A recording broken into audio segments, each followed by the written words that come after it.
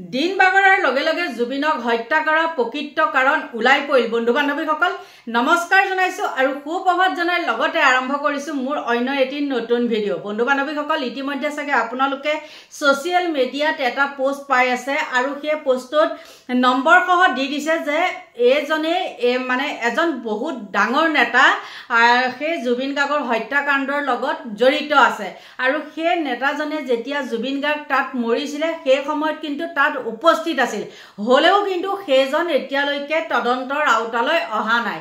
এতিয়া মূল কথাটো হল সেইজন ব্যক্তি কোন আছিল, কিন্তু বাৰে প্ৰতি আমাৰ মুখ্যমন্ত্ৰীয়ে কৈ আছে যে জুবিন গাৰ্গক হত্যা কৰা হৈছিল আৰু ইতিমধ্যে সকলোখিনি পোহৰলৈ আহিছে আৰু তাৰ মূল কাৰণ এটা আছে নথকা নহয়।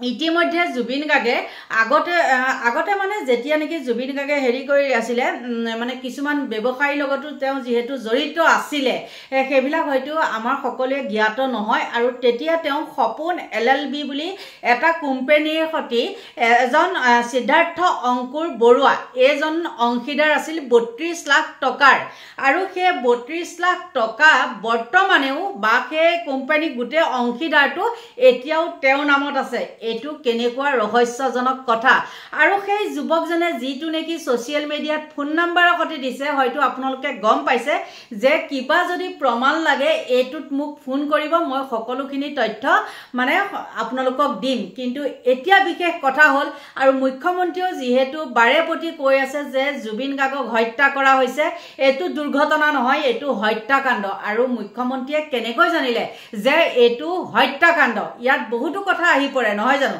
গতিকে এই সপোন হেৰি যে LLB যাৰ অংশীদাৰ আছিলে সিদ্ধাৰ্থ অংকুৰ বৰুৱা তেওঁ হয় কোন আচলতে আৰু এইজনে আনিছিলে সেইজন সিদ্ধাৰ্থ হেৰিজনক কি বুলি কয় শৰ্মা সেইজনক আনি বিজেপিত সাংস্কৃতিক বিভাগৰ কিবা এটাত সোমোৱাই দিছিলে আৰু আপোনালোকৰ মাজত মই এতিয়া সেই কথাখিনি কম নহলে আকৌ কব নহয় বোলে আপোনাক এবিলাক কথা কোনে কয়। বহুতে কয় কি বোলে হেৰি নহয় আপুনি অহাবাৰ CM হ'ব লাগিব। বোপাইহতো বা আইহতো মই সেইবিলাক আশা কৰি নাথাকো, যিটো সম্পূৰ্ণ সত্য শুদ্ধ কথা মই সেইটোহে আপোনালোকৰ ওচৰত দাঙি ধৰো। গতিকে পলম নকৰি আপোনালোকক মই শুনাই দিওঁ আৰু যিহেতু মই নিউজবিলাক ইয়াত হেৰি নকৰো লগাই নিদিও, মই এতিয়া নিজে কথাবিলাক হেৰি কৰো কন্টেন্ট দিও। গতিকে আপোনালোকে নিজে শুনি লওক তেওঁলোকে কি কৈছে। জুবিন গাৰ্গৰ মৃত্যু কেৱল এক দুৰ্ঘটনা নাছিল, আছিল ধন ক্ষমতা আৰু ষড়যন্ত্ৰৰ জাল। সপোন LLB নামৰ এটা কোম্পানীত জুবিন দাৰ সৈতে অংশীদাৰ হৈ থকা বিজেপি নেতা সিদ্ধাৰ্থ অংকুৰ বৰুৱাৰ ওপৰত এইবাৰ প্ৰশ্ন উত্থাপিত হৈছে। এই কোম্পানীৰ অংশীদাৰ হোৱাৰ সুবাদতে জুবিনৰ নামত ক্ৰয় কৰা সম্পত্তিসমূহ এতিয়াও তেওঁৰ হাতত কেনেকৈ? 32 লাখ টকাৰ মূলধন থকা এই অংশীদাৰিত্ব প্ৰতিষ্ঠানটোৰ আঁৰৰ কথাবোৰ এতিয়া পোহৰলৈ আহিছে। সিদ্ধাৰ্থ অংকুৰ বৰুৱাৰ পৰামৰ্শ মতে এদিন বিজেপিৰ যুৱ শাখাত সিদ্ধাৰ্থ শৰ্মাক নিযুক্তি দিয়া হৈছিল, যাৰ ওপৰত এতিয়া তদন্ত চলি আছে। সেইজন সিদ্ধাৰ্থ যি এতিয়া জুবিনৰ ৰহস্যজনক মৃত্যুৰ মূল অভিযুক্ত। এই সকলোবোৰ কেৱল কাকতালীয় নেকি, নে হিমন্ত বিশ্ব শৰ্মাৰ ৰাজনৈতিক পৃষ্ঠপোষকতাতে মাষ্টাৰ প্লেন ৰচনা কৰা হৈছিল? জুবিন গাৰ্গৰ মই আজি আৰু আপোনালোকক দুৰ্ঘটনা বুলি কোৱা নাই, জুবিন গাৰ্গৰ হত্যাকাণ্ড।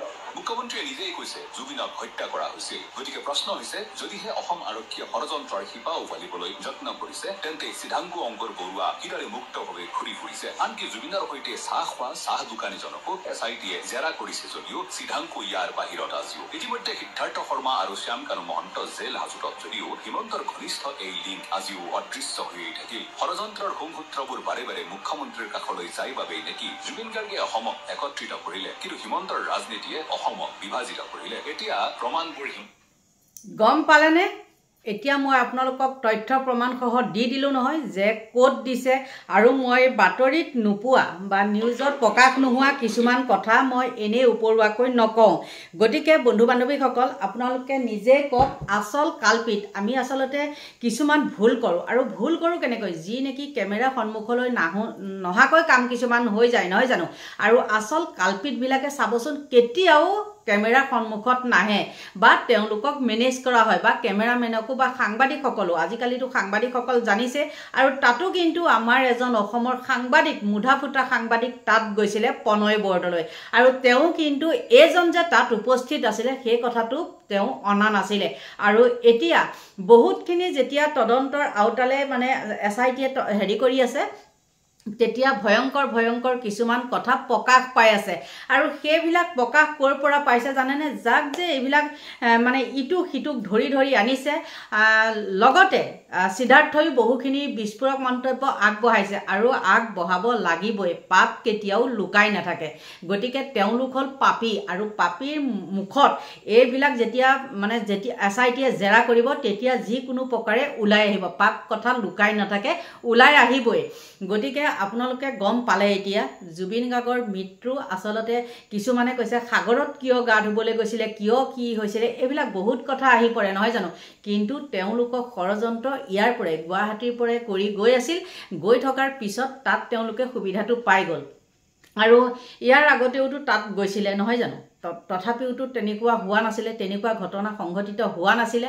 আৰু বহুত কথা আছে নথকা নহয় মই আপোনালোকক কিটো ভিডিঅ'ত কম যিমান পাৰোঁ আজিকালি ভিডিঅ'বিলাক চমুৱাবলৈ চাইছোঁ আৰু এই হত্যা মানে কালপিতটো যেতিয়া লুকাই আছে তাৰ গাত নিশ্চয় দুখ থাকিবই লাগিব যদি দুখ নাই আৰু এনেকুৱাও হ'ব পাৰে এইটো যে ৩২ লাখ টকাৰ অংশীদাৰ এতিয়াও তাৰ নামত আছে এইটো এটা কিন্তু ৰহস্যজনক কথা দেই কি ঠিক কি যদি এই ৩২ লাখ টকাৰ কাৰণে তেওঁ জুবিন গাৰ্গক মাৰি পেলালে আৰু এই ৩২ লাখ টকা কিজনী আনেও ভাগ পাইছে বহুত প্ৰশ্ন উদয় হয় গতিকে বান্ধৱীসকল আপোনালোকৰ ওচৰত আৰু ভিডিঅ'টো দীঘল কৰি গৈ নাথাকোঁ যদি মোৰ কিবা ভুল হৈছে কোৱা আপোনালোকে একদম ক্ষমা কৰিব আৰু যিটো পাওঁ সদশেষত মই কৈছোঁ মই যিটো পাওঁ সেইটোহে আপোনালোকৰ ওচৰত মানে প্ৰকাশ কৰোঁ আৰু কৰিবই লাগিব নহয় জানো কিছু লোকে মানে নোহোৱা কথা কয় যে সেইকাৰণে মই মানে আজিকালি এই এনেকৈ লগাই দিব লাগিব যিকোনো কথা হেৰি কৰাৰ আগত মই এনেকৈ লগাই দিব লাগিব ভিডিঅ' কিছুমান